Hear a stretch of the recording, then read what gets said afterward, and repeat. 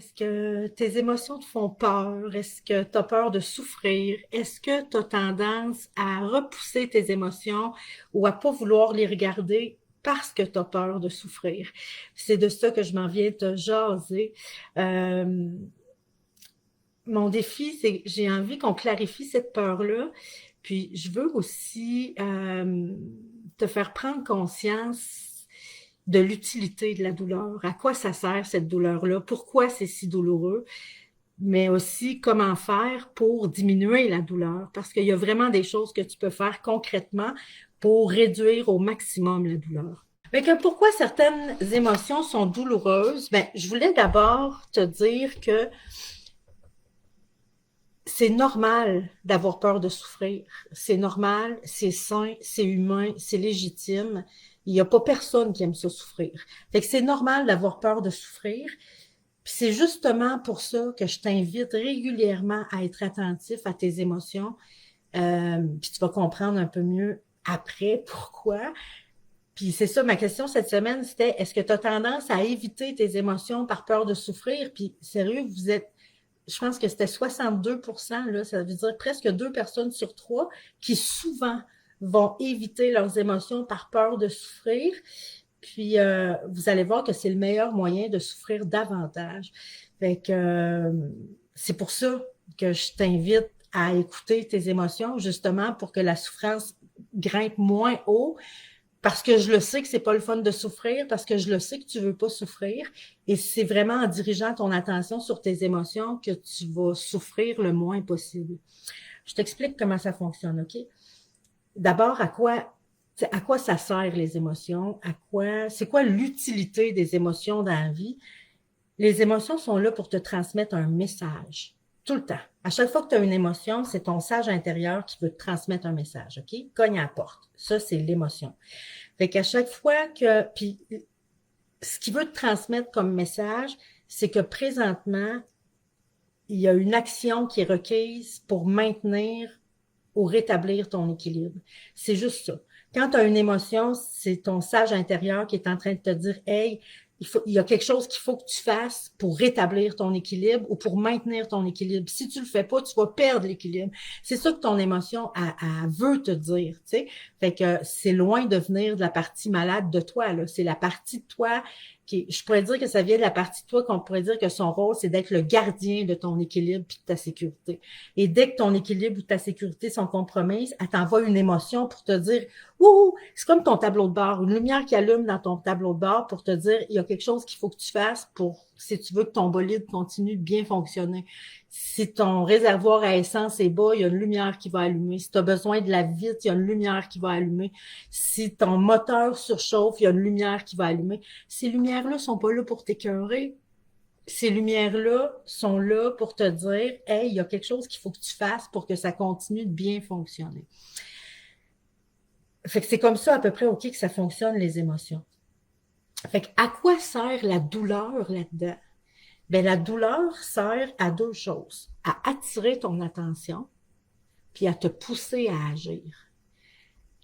Puis au début, là, d'habitude, là, les émotions sont pas si désagréables que ça, là. Ça commence tout petit, cette affaire-là. Mais si tu l'écoutes pas, l'émotion augmente en intensité. Puis c'est là que ça devient souffrant. Puis la souffrance sert à attirer ton attention, puis à te pousser à agir. Puis comment je te dirais bien ça? Il faut que ce soit douloureux, parce que si c'était pas douloureux, ça ferait pas la job. Tu sais, c'est comme par exemple si par inadvertance, tu mets ta main sur le rond de la cuisinière allumé. Tu vas sentir une douleur de brûlure cuisante. Ouais, cuisante, c'est le cas de le dire. Tu vas avoir une sensation de brûlure, tu vas avoir une douleur. Cette douleur-là sert à quoi? À attirer ton attention à ce qui se passe quelque chose, puis c'est ça qui va faire que tu vas retirer ta main. C'est important que ce soit douloureux parce que c'est ça qui va faire que tu vas être alarmé puis que tu vas poser une action pour te protéger. Fait qu'au niveau psychologique, c'est la même chose. Imagine si quand on posait notre main sur un rond de cuisinière allumé, on avait un orgasme. Hein? Tu comprends-tu que ça se peut qu'on la laisse là un petit peu plus longtemps. Ce serait pas une bonne idée. Fait qu'il faut pas que cette sensation-là elle soit agréable. Il faut que la sensation soit désagréable pour faire son travail.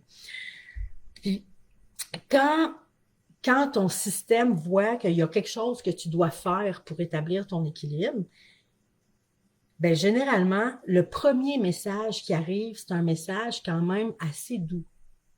Le premier message qui arrive, c'est ta vitalité qui va être atteinte. Tu vas sentir que ta vitalité va diminuer. Ta vitalité va baisser. C'est la première chose qui est atteinte. Fait que le premier message que ton sage intérieur t'envoie, c'est de baisser ta vitalité. Tu vois que ça roule moins. Là. Il y a quelque chose qui se passe avec ton bolide. Là, t'sais.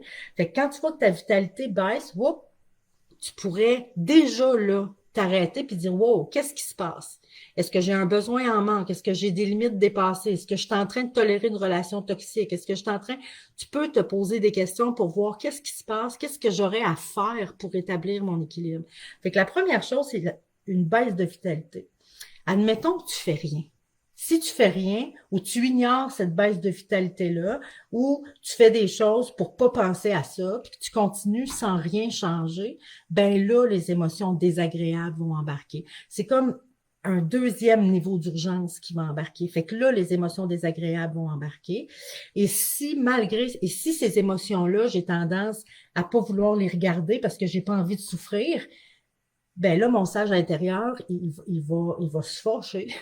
Il va m'envoyer des messages encore plus forts. Et là, fait que tu vois, au début, tu as une baisse de vitalité. Après ça, tu as des émotions désagréables. Et si tu fais rien, là, les symptômes vont embarquer. Là, tu pourrais te mettre à avoir une boule dans la gorge. Tu pourrais te mettre à faire de l'insomnie. Tu pourrais te mettre à être anxieux. Tu pourrais te mettre... Fait que là, il y a des symptômes qui vont embarquer qui sont encore plus douloureux souvent que l'émotion désagréable. Et si après un symptôme, je ne fais rien, il y a un deuxième symptôme qui va embarquer. Si je fais toujours rien, il y a un troisième symptôme qui va embarquer. Si je fais toujours rien, il y a un quatrième symptôme qui va embarquer. Fait que tu comprends-tu que plus tu attends pour agir, plus tu vas souffrir. Fait que t'as pas besoin d'attendre. T'as pas besoin d'attendre que ça devienne si souffrant pour agir. Donc, plus tu vas agir rapidement, ben moins tu vas souffrir. Si tu agis dès que ta vitalité baisse, ben tu vas éviter les émotions désagréables puis les symptômes. Mais pour ça, il faut que tu sois attentif à ce qui se passe en toi. Si je te demandais là maintenant, là, tu sais, j'aimerais ça que tu m'écrives dans les commentaires, présentement, comment ça va, ta vitalité? Est-ce que tu sens, tu t'es rendu où dans les signaux là, que ton sage intérieur est en train de t'envoyer? Est-ce qu'il a déjà sonné la cloche avec en faisant baisser ta vitalité? Est-ce que il est rendu avec le deuxième niveau de cloche à t'envoyer des émotions désagréables? Ou si tu es rendu au troisième niveau de cloche où là, tu es rendu que tu as des symptômes puis que tu commences à accumuler les symptômes? J'aimerais ça que tu me partages dans les commentaires. Tu es rendu où, là, dans les alarmes là, qui sont en train de sonner dans ton tableau de bord pour te dire qu'il y a quelque chose qu'il faudrait que tu fasses? Karen qui dit, vaut mieux vivre dans l'inconfort plus régulièrement. En fait, c'est que t'es mieux de regarder régulièrement ce qui se passe, puis ce que tu vas vivre, ça va être des inconforts. Tu vas avoir un inconfort, puis là, OK, il faudrait que j'ajuste ça. Tu vas faire l'ajustement, l'inconfort va disparaître, tu vas pouvoir continuer ta vie. Mais si à l'inconfort, t'agis pas, ta vitalité va être atteinte. Si t'agis toujours pas, les émotions désagréables vont embarquer, puis si t'agis toujours pas, les symptômes vont embarquer, puis bon. Fait que c'est sûr que t'es mieux d'aller avec t'es mieux au moindre inconfort, retourner le regard vers toi puis voir ce qui se passe. Mais là, comment réduire la douleur? C'est comment régler ça, cette patente-là? Euh, Tu comprends que pour ne pas souffrir, on prend souvent la route qui mène à souffrir davantage. Fait que vu que je veux pas souffrir, j'évite de regarder mes émotions. Comme ça, je ne sais pas ce qui va pas, puis je continue, puis c'est ça qui va m'amener à souffrir davantage. Fait qu'on décide de repousser nos émotions pour ne pas souffrir, mais c'est exactement ça qui nous fait souffrir. C'est la route royale pour augmenter notre souffrance. Fait que comment on fait pour réduire la douleur? Ben, en décodant le message rapidement. Plus vite tu vas décoder le message, dès qu'il y a un inconfort, si tu t'arrêtes pour regarder c'est quoi le message plutôt que de faire comme si de rien n'était. Tu vas voir, ça va être moins, en plus, le problème va être moins dur à régler. Parce qu'on s'entend que si je regarde mon tableau de bord puis la lumière à essence est allumée, ça va être plus simple à régler que si je tombe en panne d'essence. Fait que plus t'attends, plus ça va être difficile de résoudre le problème. Fait que, idéalement, tu vas regarder le plus rapidement possible. Fait que, en décodant le message rapidement, puis en agissant rapidement pour établir l'équilibre. Fait que c'est pas juste décoder le message, puis tu sais, c'est pas juste de dire, oh mon Dieu, ma lumière à essence est allumée, j'ai plus beaucoup d'essence, oh, c'est plate, hein, j'ai pas beaucoup d'essence. Regarde, un coup que tu as décodé ça, là, tu restes pas là à admirer ton tableau de bord, là. Un coup que tu as identifié, bon, OK, mon niveau d'essence est bas, parfait, next step, où est-ce qu'il y a un garage, puis je vais m'enligner pour aller mettre de l'essence. Je vais mettre mon essence, ça va être réglé, puis je vais pouvoir continuer. Fait que, faut que tu décolles le message, puis tu agisses le plus rapidement possible, puis plus vite tu vas agir, ben moins tu vas souffrir. Comment faire pour faire disparaître les émotions? OK? Puis tu le sais comment, moi, j'accorde énormément de valeur aux émotions, fait que ça peut te sembler étrange de m'entendre te dire comment faire disparaître les émotions. Fait que tu comprendras que c'est la façon saine de les faire disparaître que je vais te parler. Mais quand tu te demandes comment je fais pour faire disparaître une émotion, c'est la même chose c'est la même chose que de dire comment je peux bien faire éteindre une lumière dans mon tableau de bord. Fait que si ma lumière à essence est allumée, comment je peux l'éteindre? Ben, je pourrais l'éteindre en allant enlever le fusible. Fait qu'il y en a des gens qui ont toutes sortes de moyens d'éteindre leurs émotions. Mais on s'entend-tu que ce que ça va faire, c'est que sur le coup, la lumière va s'éteindre, sauf que le problème n'est pas réglé. La lumière est juste là pour m'indiquer qu'il y a un problème. Si j'éteins la lumière sans identifier le problème, je suis un peu dans le trouble. Fait que comment je pourrais l'éteindre autrement ou sainement, c'est en allant mettre de l'essence. Fait qu'en faisant la bonne chose. Fait que je te rappelle que tes émotions sont précieuses, puis elles ont un message important, puis c'est déclenché par l'une des parties les plus saines de toi, celle qui veille à ta sécurité puis à ton équilibre. La partie de toi qui déclenche tes émotions, c'est celle qui veille à ta sécurité et à ton équilibre. Celle qui veut que tu te respectes puis que tu te fasses respecter, OK? Il y a 10 messages possibles, tu sais. Là, j'ai lu Annie qui dit, ouais, mais agir comment? Ça dépend c'est quoi le message. Puis, il y a 10 messages possibles. Quand tu as une lumière allumée dans ton tableau de bord, là, que ce soit une perte de vitalité, une émotion désagréable ou des symptômes qui arrivent, il y a 10 messages possibles. Soit que de ce temps-là, tu es trop dur avec toi, tu prends pas assez de temps pour toi, tu te chicanes toujours intérieurement. Ça se peut que c'est ça que ton sage intérieur est en train de dénoncer. Bon. Donc ça, qu'est-ce que je fais avec ça? Ben, je vais me mettre à prendre du temps pour moi puis à prendre soin de moi. C'est ça qui va faire éteindre la lumière. Des fois, c'est ça. Des fois, ce que mon sage veut me dire, c'est que je me nourris pas suffisamment de mes liens vitamines. Fait que si je me nourris pas suffisamment de mes liens vitamines, qu'est-ce que je vais faire pour éteindre la lumière? Ben, je vais aller passer du temps avec mes liens vitamines. Je vais caler un 5 à 7 avec mes amis. Je vais appeler une amie pour aller prendre un café, pour aller souper, pour aller marcher. Mais je vais m'occuper de me nourrir au niveau affectif. Des fois, la lumière qui allume, c'est pour me dire que je suis en train de tolérer un lien toxique.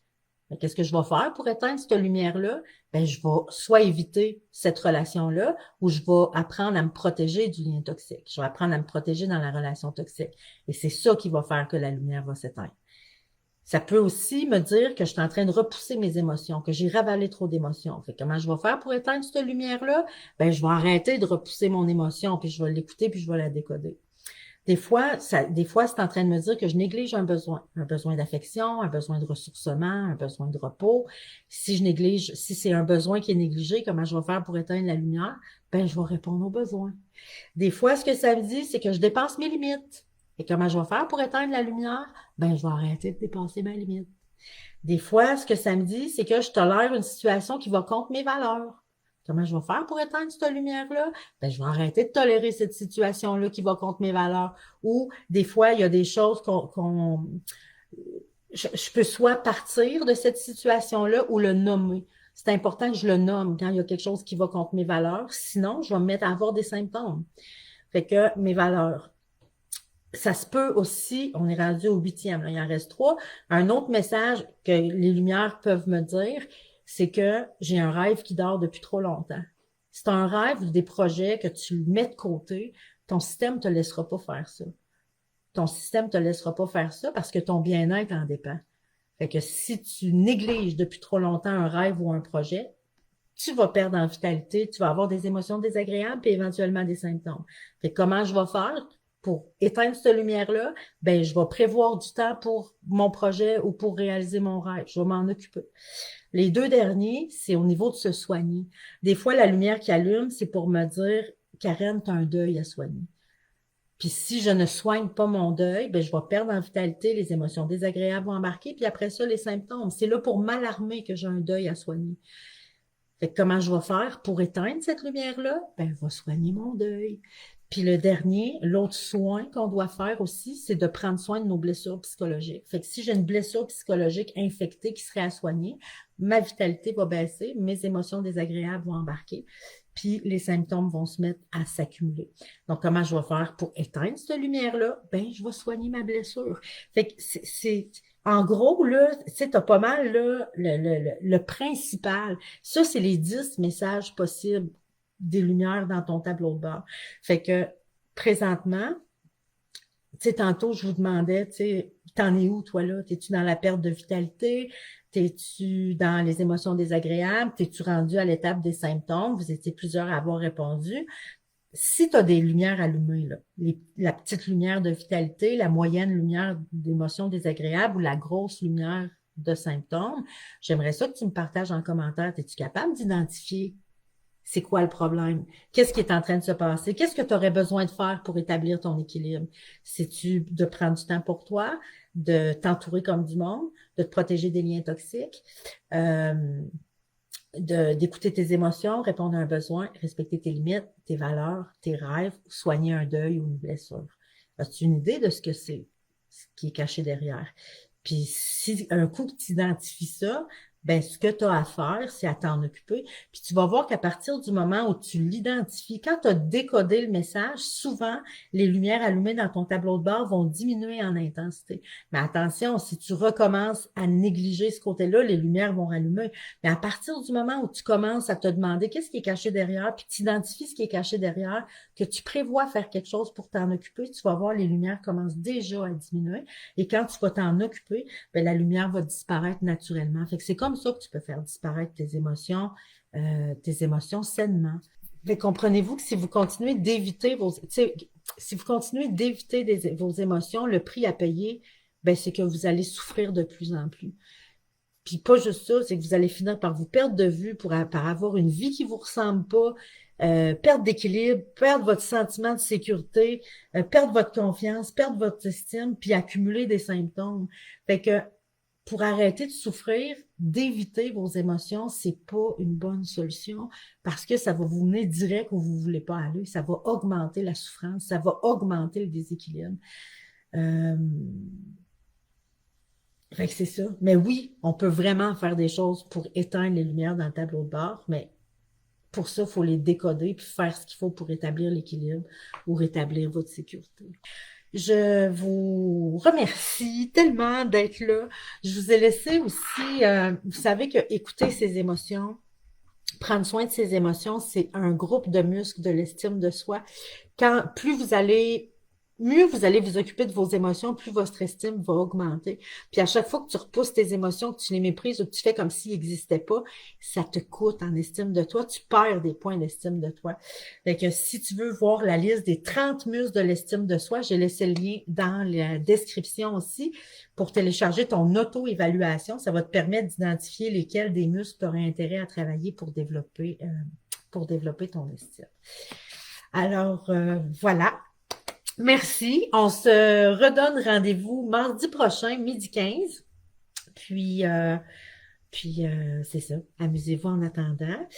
Puis s'il y a des lumières allumées dans votre tableau de bord, ben allez voir vite ce que c'est pour identifier ce que c'est. Faites ce qu'il faut pour être capable de continuer de vous amuser dans la vie. Fait que je vous envoie toute la douceur du monde pour la semaine. Je vous souhaite une super semaine.